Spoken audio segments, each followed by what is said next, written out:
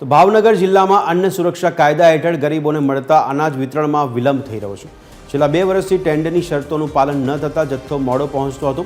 હવે ઇજારાદારની નિમણૂક પછી પણ મે અને જૂન મહિનાનો જથ્થો સમયસર દુકાનો સુધી પહોંચ્યો નથી।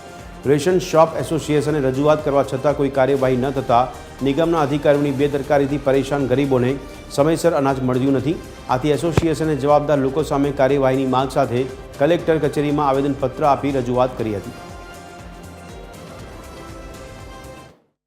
महत्वनो मुद्दो नागरिक पुरवठा निगमनो ए छे के गोडाउन मैनेजरो द्वारा जे रेशन डीलरोने जे जथ्थो आपवामां आवे छे जथ्थामां 1 कट्टा 1 થી 1.5 કિલોની अनाजनी चोरी करवामां आवे छे અને આ ચોરીને અંજામ આપવામાં નાગરિક પુરવઠા નિગમના નાયબ જિલ્લા મેનેજર ગ્રેડ 2 અને નાયબ જિલ્લાના ગોડાઉન મેનેજરે કાટર રચવામાં આવી છે અને મોડેસ એપ્રેન્ડીથી જ્યારે એફસીઆઈ નો ટ્રક આવે ત્યારે એને સ્ટાન્ડર્ડ કરેલો જથ્થો ગોડાઉન ઉપર સ્ટેક કરી અને એમાંથી ફીફો પદ્ધતિથી વિતરણ કરવાનો હોય છે।